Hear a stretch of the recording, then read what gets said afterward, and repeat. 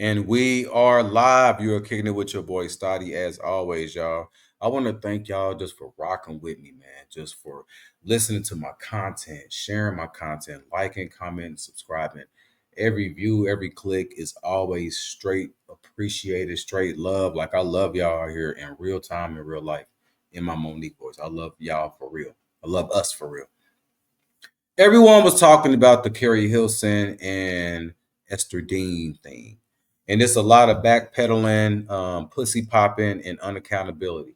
Like motherfuckers is not taking accountability of their actions. This was 16 years ago, so it's okay for you to take accountability for your role that you played in your own stagnancy of your career, if that's even a word, right? And it's probably not. I love Keri Hilson. I love Keri Hilson. I am an R&B head. I have always listened to Keri Hilson. And you know, if you're a listener, you hear me talk about my iPod. I have so much Keri Hilson on my iPod. Like I like Keri Hilson. I like she's a songwriter. That means that she know how to get in the booth and make her own music, create her own sound, and do that. She know how to do it for others, which is a gift within itself. She has wrote for Britney Spears. She has wrote for some of the biggest people that you can think of. Her catalog is long. Her career is that.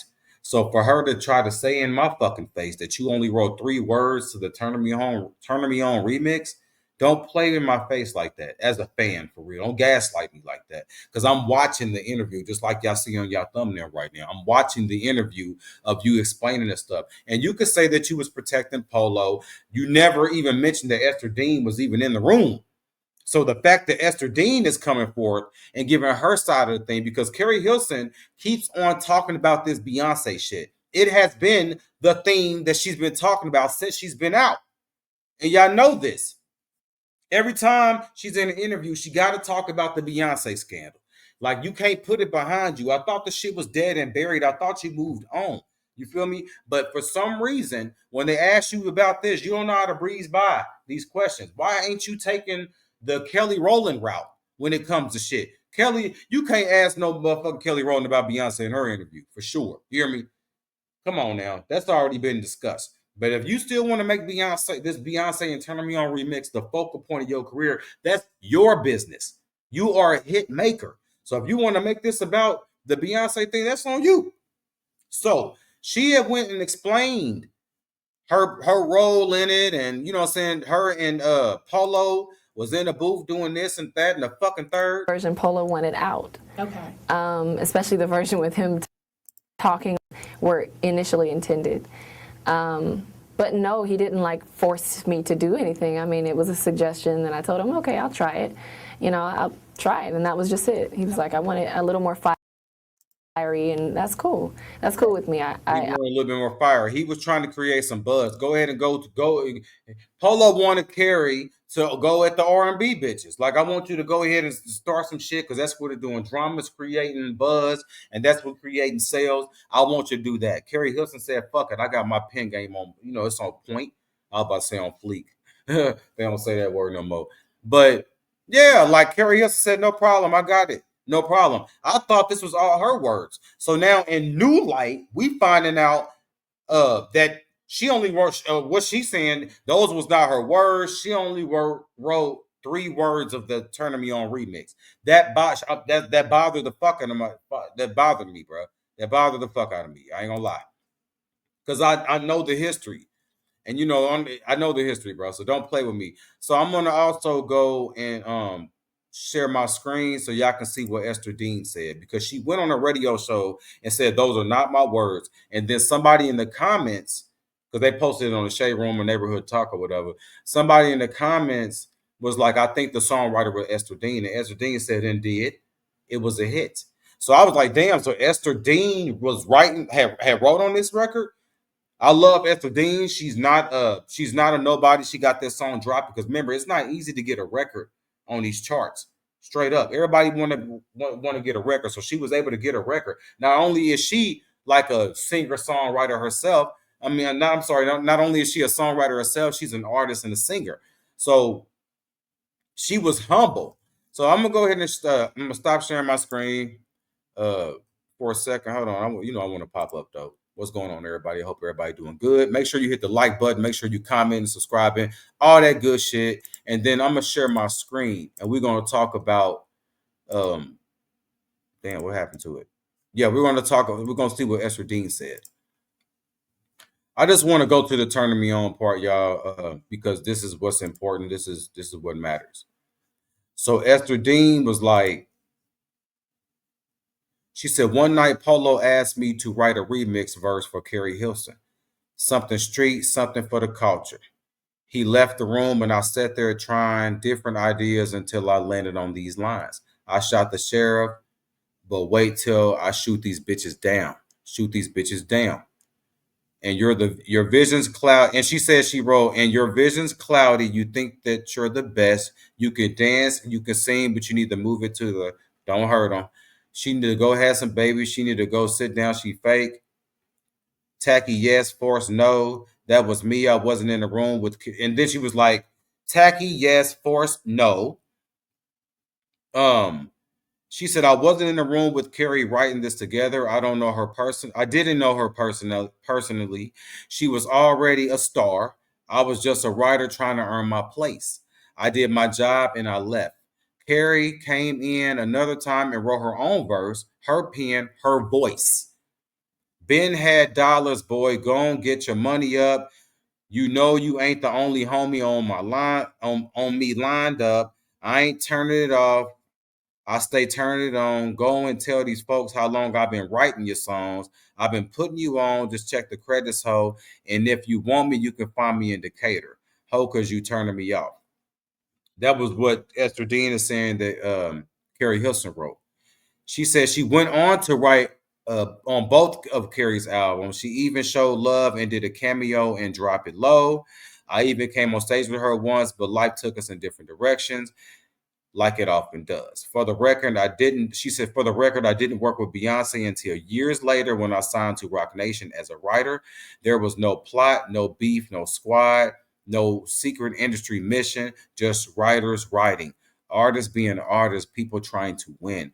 Keri was already massive. She didn't need saving. She was out here making history. Why speak now? Because while our stories may look similar now, back then they weren't, and Keri was speaking on big platforms and I didn't have access to. And it was her story to tell, not mine. I stayed writing, no hate, no shade, just truth. What Keri went through was sad. She's a great artist, a beautiful spirit. She deserves grace. She took her lessons. I'll take mine. Respect, love always, Esther Dean. So I actually really appreciated her saying that. And this is her take.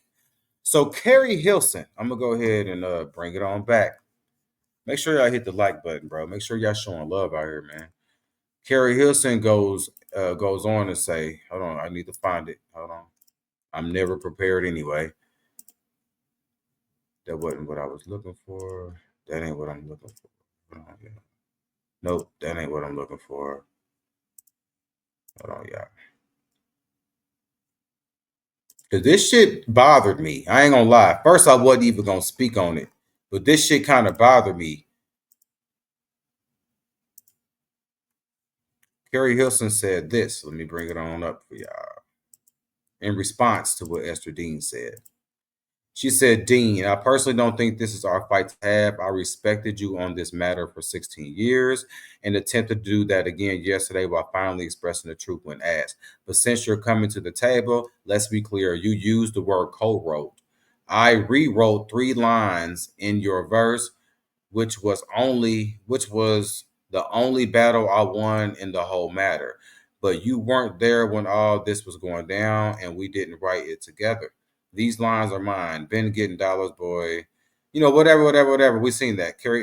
Esther Dean said that because not only did I strongly disagree with the unnecessary hateful sentiments towards other women, never been a fan of a publicity stunt method.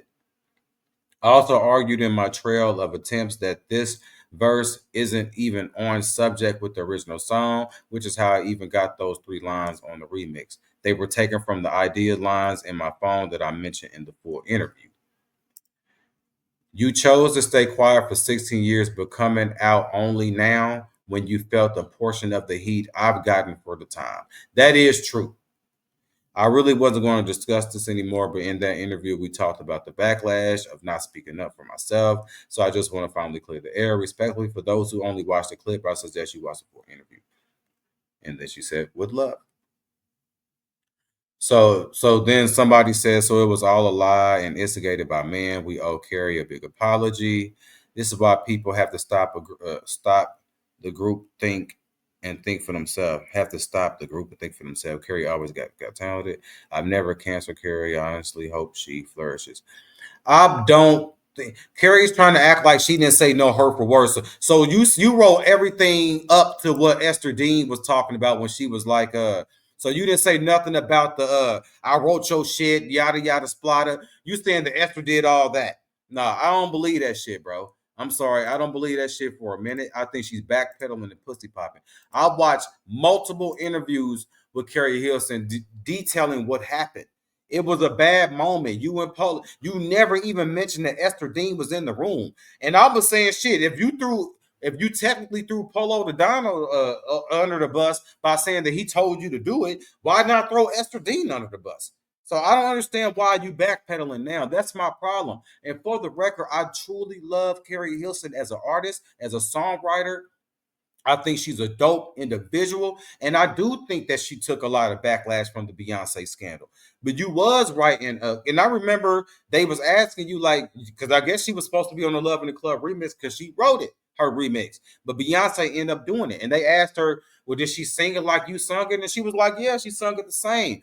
Like, so all this is just strange to me because I remember being them and they asked you about this beef. And you was like, because I remember you getting back cool with Sierra because they were trying to say, because it seems like certain elements of the song was about both of them. So and so need to go have some babies, sit down, she fade. All of it, I feel like the whole entire verse was directed towards Beyonce and Sierra.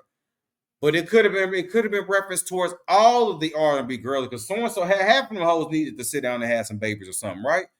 So I get why she's trying to say I wasn't addressing not one person, but when you talking about moving to the left, that reference was Esther Dean, and that was kind of cringy. So we know that you didn't write that part. That's why I say shout out to Esther Dean for speaking up. That's why she said, "Yeah, I wrote it, and it was a fucking hit." What's the problem? Shit, she said, I'm out here, I'm a hungry artist, and Keri Hilson is already famous. And if Keri Hilson is this big ass writer, not if she is a big ass writer, she did not need help writing no verses and shit. You feel me? She didn't need it. She could have did it all on her own.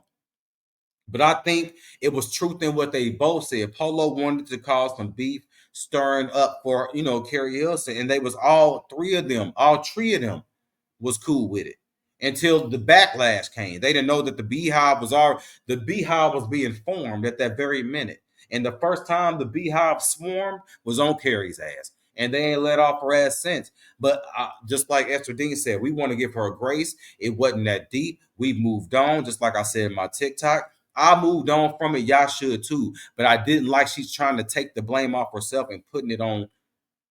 Well, first she was trying to put it on nobody. I didn't write those words, y'all. I didn't do it. She was about to gaslight the world.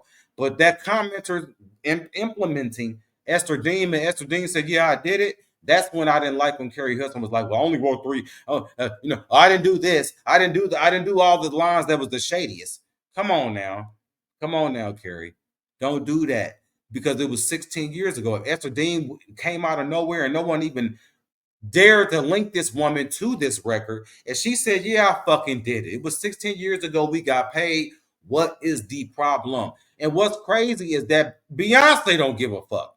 No one cares. Keri Hilson went on because to me, I really like the No Boys Are Loud album. I like both of Keri Hilson's debut albums. And I don't like how Keri Hilson is trying to give Beyonce and her fans that much control over how her career plateaued or whatever. Your career stopped being good because you stopped putting out albums. You stopped putting out hits. You know how to make hits. You are a hit maker. They call you karaoke. Like you know how to have these people singing your records. You stopped doing it. Maybe it was your confidence. Maybe it was all the Beyonce backlash, but don't just blame it on her. Take some fault in this shit. Look, man, I didn't like how the Beyonce shit played out. Every time you look around, and they said the Beehive was throwing motherfucking albums at Keri Hilson. Keri Hilson was getting her ass dragged. So I'm not saying that they didn't drag you by your motherfucking baby hairs out here, man. I ain't saying you didn't get dragged, but they don't stop just because you get dragged. They don't stop you from making good ass classic music. Now, are you trying to say something else? Are you saying that you was blackballed by insert, right? Are you saying that it was deeper than rap? Are you saying it was deeper than R&B and it was more politics? And that was the reason? Because I know that if you want to be out here making some hits, you could. So yeah, I don't know, y'all. I just didn't like the backpedaling with that. Own your shit, bro. Own your shit. Own your part that you made in it, and we give you grace. If Beyonce don't give a fuck, we don't. You just did. You just did a movie with Kelly Rowland. Like you've done stuff with her friends, so it's not like she give a fuck. She's thriving. Everyone's moved on, but don't try to backpedal and act like you didn't have no affiliates with the song like that, and I didn't do too much. Don't play with us like that because we all watching now. Like if it, in a world where you can be anything, be fucking for real and stop playing with us. Play with them, but don't play with us. And when I say us, I mean your fans, your day one fans. Stop playing with us. And shout out to Esther Dean. Esther Dean went on to work with Beyonce like nobody was tripping over this shit. It was a time in music. It backfired. And even Sierra went on to do her little, her little doo wop and two with steps and shit. Everybody was doing their thing. So yeah, I don't know, man. I just didn't like this. Y'all tell me what y'all think about this down below in the comments. We can get the discussion popping, man. Whose side is y'all on? Do y'all not have no sides? Y'all tell me how this shit played out because I really, really, truly didn't like this. I ain't gonna hold you. I didn't like this at all. So yeah, I appreciate everybody, man. Make sure you hit the like button, bro. Everybody that's been rocking with me, I appreciate y'all, bro. It's not easy building your fan base up. It's not easy stepping out there looking at this fucking camera, talking in a room full of nobody's here, right? It's just not easy doing that. But I do this for my people, all 1,800 of y'all, right? Godspeed, God bless, be a light. Y'all know the drill. Deuce, deuce.